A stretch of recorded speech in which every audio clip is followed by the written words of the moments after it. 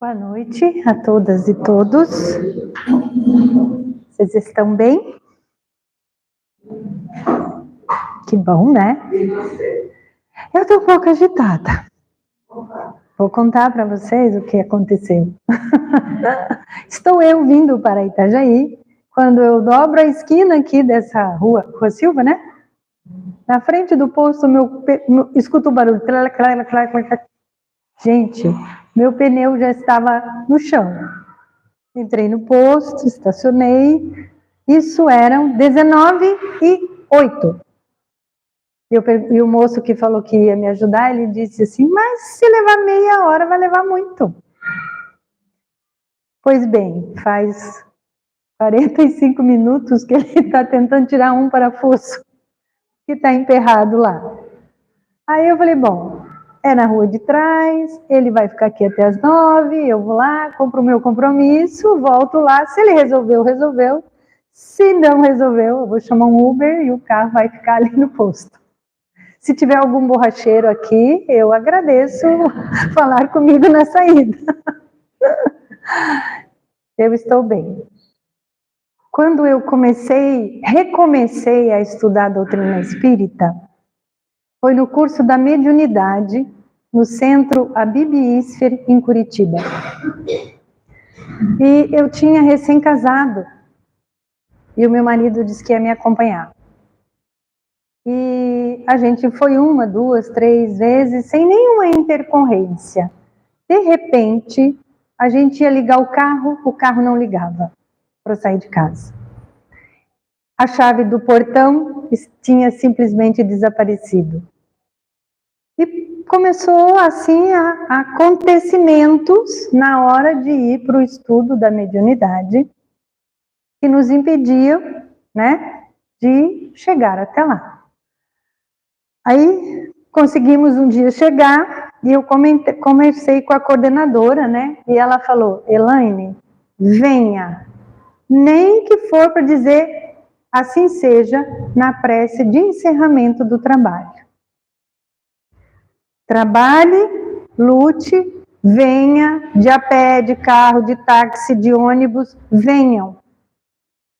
E a gente tomou essa decisão e não aconteceu mais nada com o carro, a chave do portão nunca mais sumiu e nós não precisamos chegar atrasado na continuidade do trabalho. Então, foi por isso que o carro está lá, se der certo hoje deu, senão amanhã a gente resolve. Porque eu tinha esse compromisso com vocês e com todos os espíritos amigos que aqui estão conosco, né? A gente às vezes precisa respirar e seguir adiante. E agora que eu me dei conta que o tema da nossa conversa hoje é mediunidade.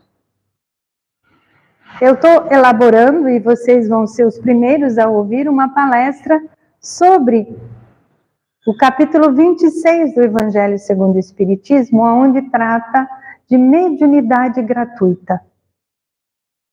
Então, vamos compreender primeiro essa palavra médium, mediunidade.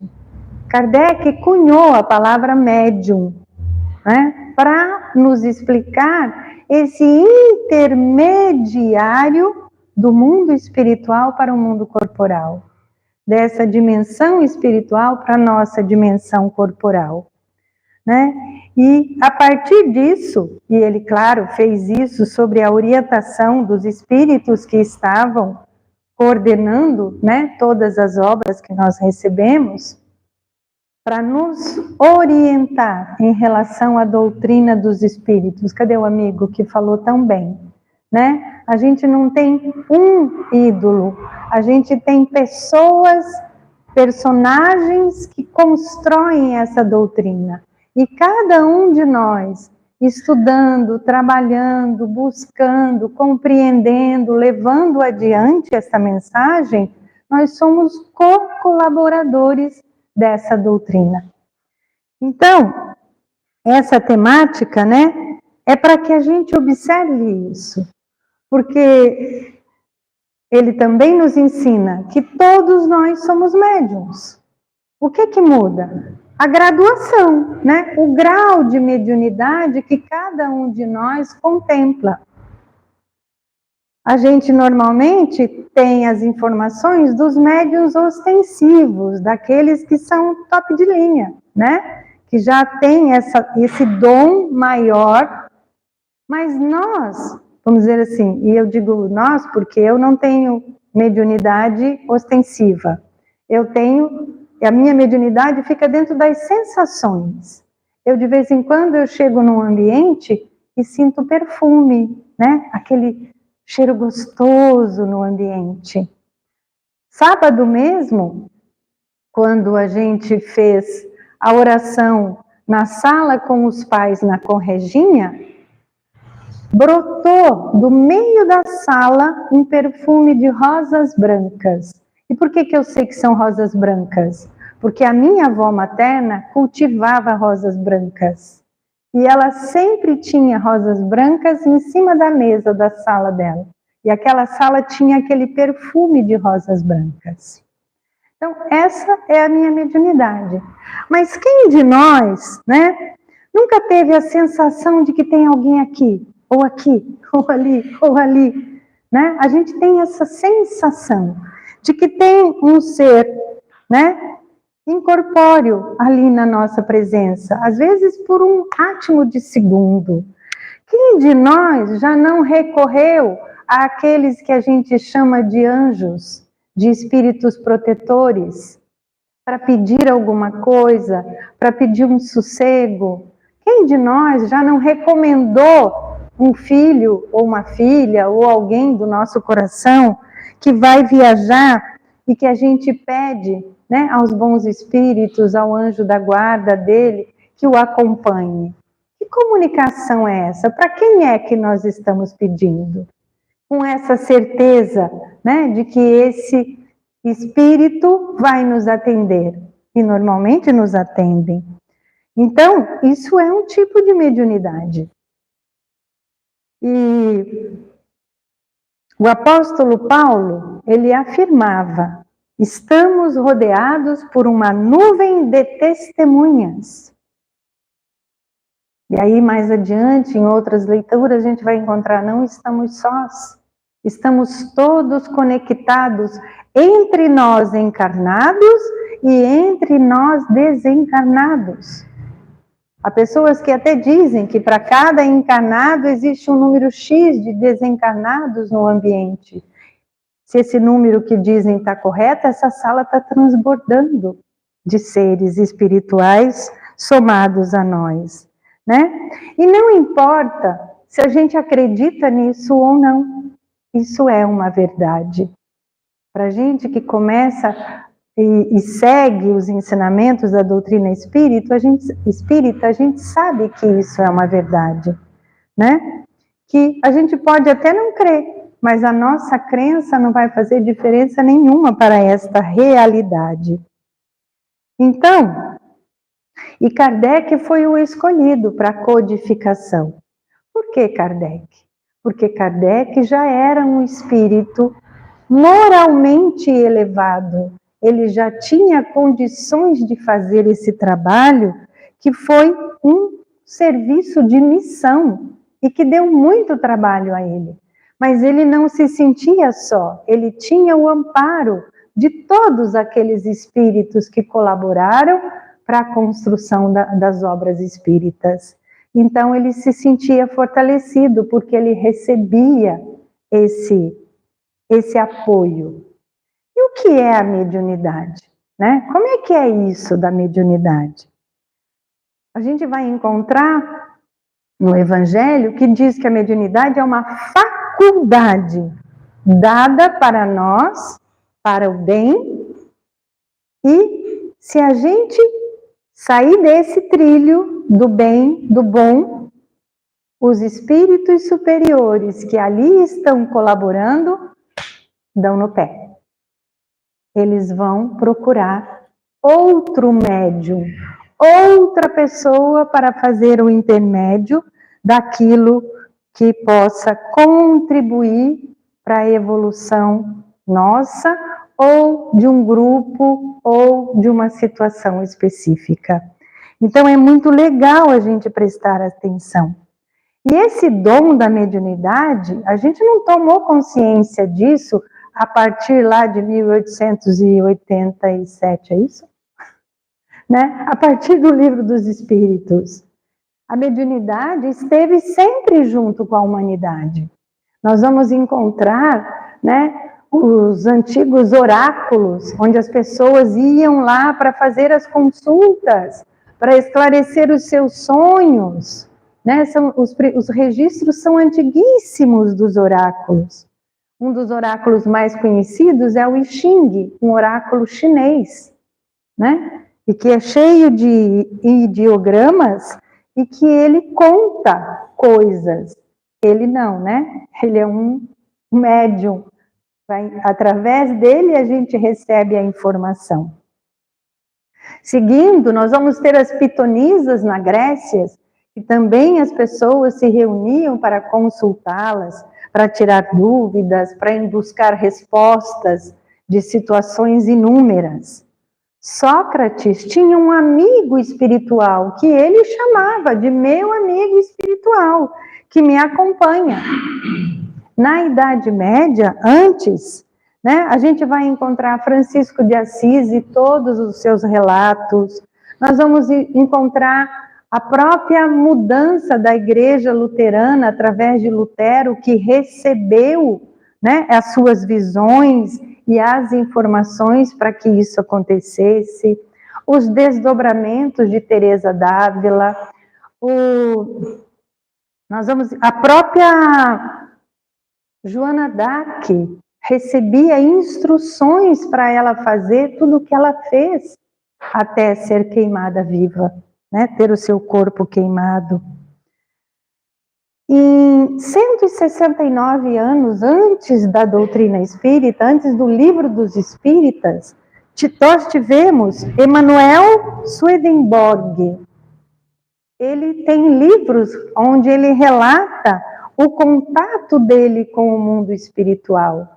E ele escreve de um jeito bem bonito, ele diz assim: desde então, desde a primeira manifestação espiritual que ele recebeu, ele diz, desde então, diariamente o Senhor abria os olhos do meu espírito para que eu pudesse ver, perfeitamente desperto, o que se passava no outro mundo e podia conversar em plena consciência com anjos e espíritos.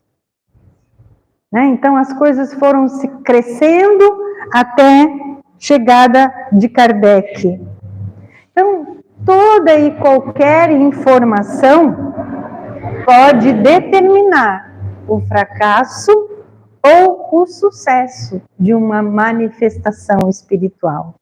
E o que é que a gente tem que levar em consideração quando a gente fala isso? Né? Quando um espírito se sente, quando um encarnado sente a atração por esse espírito que quer, através dele, passar informações, é preciso muito cuidado nisso, né? O texto diz assim: se o meu interesse em servir for utilizado como um instrumento físico, eu estarei praticando caridade espiritual. E cria-se um laço muito forte entre o espírito comunicante e o espírito encarnado, o médium, a tal grau que relata algumas obras que quando o encarnado desencarna, esse espírito vai estar lá aguardando ele, vai ser um dos seus recepcionistas. Então é muito importante cuidar dessa relação, né? E essa parte da obra, né, onde fala da mediunidade gratuita, ela está lá na progressão dos mundos, e nós vamos entender a relação que a mediunidade tem com a questão da progressão dos mundos. Kardec nos ensina que o progresso é uma lei natural, é uma lei da natureza. todos os seres da criação, em todos os universos, animados e inanimados, estão submetidos a essa lei de progresso, de progressão. Então, ao mesmo tempo que os seres vivos progridem moralmente, a Terra, né, vai se desenvolvendo materialmente. E a gente vai vivendo, antes de entrar nesse outro aspecto, lembrando, né, nós temos 5 estágios de mundo. O mundo primitivo, o mundo onde a gente ainda está bastante mergulhado, que é o de provas e expiações, a caminho do mundo de regeneração, depois tem o mundo feliz e depois o mundo da pureza completa. Então, nós estamos no segundo degrau, vamos dizer, de uma escada que tem 5 degraus. E a Terra está atingindo, né, esse período de transformação já há um bom tempo, de mundo expiatório se tornando um mundo regenerado. E o que seria viver num mundo regenerado? Um mundo onde nós seremos mais felizes, aonde a lei de Deus reinará muito, muito, muito mais do que reina, né? Considerando essa coisa assim, de sermos mais felizes, de sermos mais pacíficos. Emmanuel faz uma afirmação assim, né? A casa do Pai é um universo infinito. E nas diferentes moradas são esses mundos que circulam nesse espaço infinito, oferecendo para espíritos imortais, para nós todos, moradias próprias de acordo com o nosso grau de evolução. Então, esse trabalho é de cada um. Santo Agostinho vai nos dizer que quando Kardec classificou como lei natural a lei do progresso, e que ela funciona para todos os seres, os animados e os inanimados. Assim como nós, uma pedra também tem um processo de evolução. E aí ele coloca, né, que nesse estado de transformação, nós vamos chegar à perfeição. Por quê? Pois tudo morre para renascer. E nada volta para o nada, porque nada volta. O caminho é sempre para frente. A gente pode dar umas... quando tem lama, né, assim, que a gente fica ali derrapando. Mas para trás a gente não vai. A gente vai sempre para frente. E todos nós estamos vivenciando de alguma maneira perto de nós, ou mais perto ou mais longe de nós, né? Esse período da transição planetária, onde o mal, onde a violência, onde as catástrofes naturais, onde as dores, né, as doenças se tornaram muito visíveis. Estão em nós ou perto de alguém de nós. Porque quem aqui não tem alguém lá no Rio Grande do Sul? Né? Você pode não ter diretamente, mas tem um irmão, um amigo do amigo do amigo que está vivendo tudo aquilo que está acontecendo lá.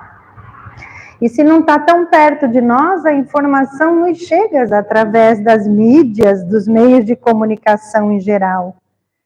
E os espíritos nos orientam dizendo que são as feridas, né? É o feio, é o choro aparecendo para nos despertar. Despertar para quê? Para a nossa sensibilidade, para a nossa fé, para ver o nosso esforço em manter a nossa fé. E com esse esforço, erradicar em nós o mal que ainda habita em nós. E como que nós vamos fazer isso? Através do exercício do bem conosco, do bem com o outro e do bem com o planeta onde a gente habita. Nesse exercício de sentir, pensar e fazer. Né? A gente sente, a gente pensa e a gente faz. Enquanto nós não estivermos, na grande maioria, envolvidos nesse sentir o bem, pensar o bem e fazer o bem, a mudança não vai acontecer. Né? A grande transição para o mundo de regeneração ainda está em processo. E Kardec, na questão 459, ele faz uma pergunta básica para os espíritos que estão orientando.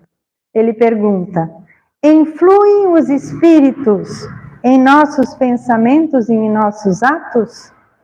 Quem já leu essa pergunta sabe a resposta. Né? Influem? Muito mais do que imaginais. Influem a tal ponto que de ordinário são eles que nos dirigem. Olha como isso é importante para a gente se apropriar dessa informação. Que tipo de espírito está dirigindo a minha vida, as minhas escolhas, o meu trabalho, o meu relacionamento comigo, o meu relacionamento com a minha família, a minha relação com os meus amigos? Se de ordinário são eles que me dirigem, o que eu tenho feito para cuidar disso, né? E se de alguma forma todos nós sentimos essas influências espirituais, né? Em algum grau a gente tem essa sensibilidade. E essa faculdade de mediunidade, de sentir essas influências, é inerente a homens e mulheres, crianças inclusive, né?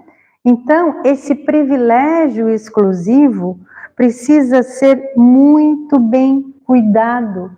É muito importante a gente estudar sobre essas influências, estudar sobre esses fluidos, sobre o fluido vital onde a gente vive, esse espaço onde a gente vive, né? Porque normalmente a gente chega, assim, isso é coisa de médium. Lá no grupo da mediunidade, eles estudam, Não, se todos nós recebemos influência, todos nós precisamos nos ocupar com isso. Precisamos aprofundar o conhecimento, buscar aprender a lidar com isso, né? Para que a gente, como diz o próprio Emmanuel, se nós assimilamos o pensamento daqueles que pensam como nós pensamos, do que é que a gente precisa cuidar? Do que a gente pensa e do que a gente alimenta no nosso pensamento. Né? Porque eu gosto de dizer, a gente pode pensar qualquer coisa, a gente não pode se entregar a esse pensamento.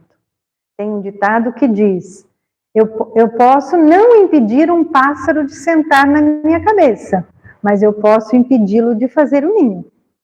Né? Uma analogia com a história do pensamento. Porque se a gente começa a pensar bobagem, né, para ser bem direto e objetivo, e se entrega a isso, que companhias teremos? Companhias que estão pensando bobagem, né, estão somando a nós. Se eu alimento sentimentos chamados negativos, menores, primitivos, e faço disso, né, um sofrimento na minha vida, que tipo de companhias eu vou ter, que tipo de sentimentos eu vou atrair? E a gente vai atraindo, né? E aí, como é que a gente precisa cuidar disso? Do que a gente pensa, do que a gente fala, do que a gente faz, e procurar sintonizar com ideias mais elevadas. Tomar consciência, opa, isso aqui não é legal eu ficar alimentando dentro de mim. É como um alimento, né? Se você, sei lá, tem problema de de azia, você não vai comer uma coisa que intensifica a sua azia. Você vai comer uma coisa que não vai despertar a sua azia. Né? A gente não vai criar uma sintonia. Então, se a gente estiver atento com os nossos recursos mentais, emocionais, a gente vai conseguir vibrar, né, dentro de uma onda vibratória mais elevada, mais saudável. Isso depende do quê? Depende única e exclusivamente de cada um de nós. Emmanuel tem uma fala sobre, no livro Seara dos Médios, na página 74, que ele diz assim, que a gente, para distinguir um indivíduo, né, ele nos alerta com a força mediúnica, ele começa assim, olha que bonito isso. O que difere em cada pessoa é o problema do rumo, da direção que ela escolhe. Não valem médiums que apenas produzem fenômenos. Não valem fenômenos que apenas estabeleçam convicções, dogmas. Não valem convicções que criem apenas palavras. Não valem palavras que articule pensamentos vazios. Porque a gente às vezes fica sabendo, né? A pessoa fala e não fala nada. Aí ele encerra: a vida e o tempo exigem trabalho para melhoria, para progresso e para aprimoramento. E segue: a mediunidade não deve ser fonte de renda. Dai de graça o que de graças recebestes. Isso quem nos traz é Mateus, né? No capítulo 10, no versículo 8, quando ele diz que Jesus disse: restituí a saúde aos doentes, ressuscitai os mortos, curai os leprosos, expulsai os demônios, dai gratuitamente o que gratuitamente haveis recebido. Quando foi que Jesus disse isso? Quando ele considerou que os apóstolos, que os teus discípulos estavam prontos para seguir sozinhos. E ele faz essa experiência, né? E eles perguntam: o que vamos viver? Onde vamos dormir? O que vamos comer? E o que Jesus diz a eles? Quem se lembra? Ninguém lembra? Né? A providência proverá. Meu Pai cuidará de cada um de vocês. Mas se cumprirem aquilo que foi dito antes, dai de graça o que de graças recebeste. E Deus dá gratuitamente para aliviar, né? Os que sofrem, como um meio de propagação de fé. Quantas manifestações a gente já viu e já ouviu falar de curas? Pelo Brasil afora, pelo mundo afora. É uma maneira de propagar essa fé. Razão pela qual Jesus recomendou que não fizessem dessa faculdade objeto de comércio, especulação ou meio de vida. Meu Pai proverá as suas necessidades. E assim foi.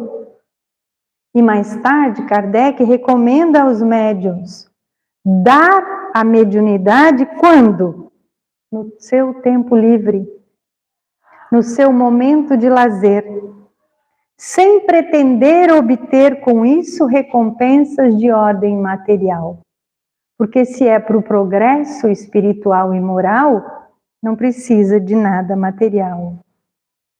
E essa recomendação continua mais atual do que nunca, porque a mediunidade evangelizada jamais poderá ser transformada em profissão ou fonte de renda. Como a gente sabe de inúmeras histórias, né, onde grandes médiuns do nosso país entraram em fascinação e os seus finais foram doloridos, né? Alguns foram até chamados para o mundo espiritual antes do tempo combinado. Então, os bons espíritos, eles sentem quando o médium está direcionando a partir do egoísmo e do orgulho a sua prática.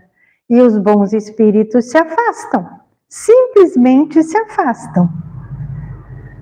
Mas a gente continua olhando alguns casos e a pessoa continua, né, enquanto médium, dando respostas, dando receitas, dando soluções inúmeras, mas já perdeu aquele princípio de ser uma missão. Já começa a ter trocas, já começa a ter investimentos, a vida dessa pessoa começa a melhorar financeiramente. Que espíritos são esses que atendem, então, e trazem essas respostas? Sem dúvidas que esse tipo de manifestação espiritual existe. Mas qual é a classe de espírito que está ali respondendo a essas comunicações? Com certeza, espíritos brincalhões, espíritos inferiores, né? Eles estão sempre prontos para dar uma resposta, porque eles não estão se ocupando se é verdade ou não o que eles estão dizendo ou fazendo. Quem tem que prestar atenção nisso? Somos nós. A mediunidade séria, segue Kardec, né? Jamais pode se chamar uma profissão. Sabe por quê? Eles continuam escrevendo lá. Porque ela não é uma arte e nem é um talento do médium. Por isso não pode se tornar profissão. Porque ele está tendo um dom concedido por Deus e esse dom, ele é móvel. Muitos perdem a mediunidade porque os espíritos se retiram, os bons espíritos, né? E se é para enganar, se é para mentir, a pessoa vai seguir e vai ficando no mundo terreno, né? Kardec fala que a mediunidade é uma coisa santa. E a mediunidade de cura deve ser praticada santamente. A gente conhece tanto sobre o nosso querido Chico. Chico teve uma missão e ele a cumpriu de forma honrosa, do começo ao fim. Se você já assistiu algum dos filmes, leu algum dos livros, né? A gente tem esse testemunho. Alguém aqui esteve com Chico? Alguém foi até? Também não tive essa oportunidade. E Jesus faz todos os chamados milagres, né? Que a gente tem um relato disso. E o que ele dizia para as pessoas quando ele terminava uma cura, uma libertação? Vá e não peques mais. Tua fé é que te salvou. Tua fé é que te curou. E estava encerrado o serviço, né? A missão. E ele ensinou isso igualmente aos seus discípulos. Então, o que se recebeu de Deus de forma gratuita, para que possa ser intérprete, para instruir, para nos instruir. Quantas obras psicografadas nós temos só em cima dessa mesa, né? Para nos orientar, para nos esclarecer, para nos acalmar o coração.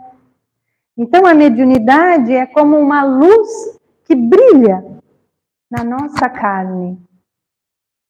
É um atributo do espírito, patrimônio da nossa alma imortal. É um elemento renovador da posição moral da criatura terrena. E que ela enriquece com virtudes, com o uso da nossa inteligência. Então, a faculdade mediúnica é um dom precioso, quando a gente tem esse olhar, né? Nós sabemos dos relatos dos evangelhos que o evangelista Lucas nos traz, né? Quando Maria recebeu a anunciação pelo anjo Gabriel, o mensageiro divino chegou a ela e ela ouviu, né? Ela vê esse anjo. Maria era vidente. E também audiente, porque ele fala com ela. Ela só não vê o anjo, mas ela ouve o que o anjo está ali para dizer. E esse anjo, numa época em que nem existia ecografia, como um mensageiro dos céus, ele falou que ela, da sua concepção, revelou o sexo da criança e disse que ele teria uma grande missão. Com estas palavras: eis que receberás e darás à luz a um filho, e lhe porás o nome de Jesus. Será grande, e o chamarão Filho do Altíssimo, e o seu reino não terá fim. E para encerrar a conversa, ele conta para ela que a sua prima estava grávida há 6 meses. E ela faz a trouxinha e vai visitar a sua prima. Então, o que é isso, né? Uma conversa mediúnica. Então, como eu falei antes, a gente tem muitos tipos de mediunidade. Clarividência, vidência, os audientes, os médiuns de cura, os psicofônicos, os psicógrafos e os médiuns inspirados. E Emmanuel nos assevera: multiplicados no bem, os dons mediúnicos crescerão para Jesus, sob as bênçãos de Deus. Todavia, se sofrerem o insulto do orgulho e do egoísmo, da vaidade e da exploração inferior, podem deixar o intermediário do invisível no estacionamento, nas mais dolorosas perspectivas de expiação, e vai procurar outro médium para continuar a sua missão. Então, as características de um médium moralizado, vamos dizer assim, é aquele que cuida da sua vivência diária, procurando ter Jesus como o orientador da sua caminhada. É uma pessoa do bem, ou que procura exercitar, na maior parte do bem, a bondade. Exercita a humildade. É sincero. Porque muitas vezes o médium tem que trazer notícias que não são tão fáceis de serem dadas. É paciente, porque não é a hora que o médium quer, é a hora que o espírito pode se encontrar com o seu médium. E o principal mandato para exercício da mediunidade, como em todas as outras atividades da vida, o que é? O amor. O amor. Porque se for feito de forma amorosa, sublimemente amorosa, esse servir estará moralmente elevado e colaborará para o progresso dos envolvidos, da humanidade e do planeta. A progressão é mútua, acontece junto para todos nós. Então, a prática mediúnica espírita é aquela que exercida com bases nos princípios da doutrina espírita, segue a moral de Cristo.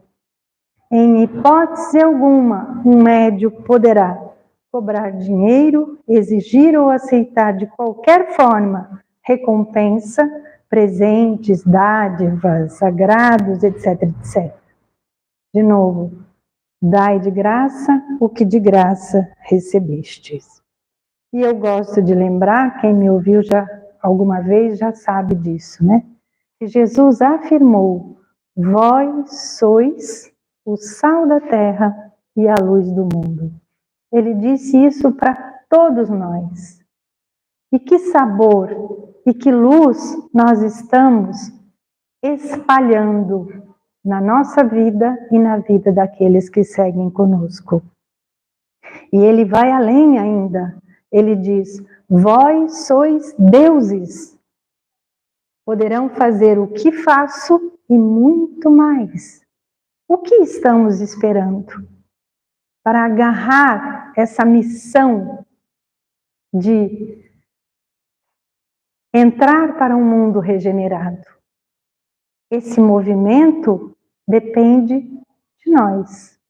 Se estamos todos ligados, todos conectados, todos em sintonia, vamos manter a nossa sintonia no amor, na paz, no respeito, para que esse processo aconteça de forma talvez não tão mais rápida, mas para que a gente possa efetivamente usufruir deste mundo novo. Eu agradeço a sua presença, a sua escuta e que Jesus siga em nossos corações agora e sempre. Muito obrigada.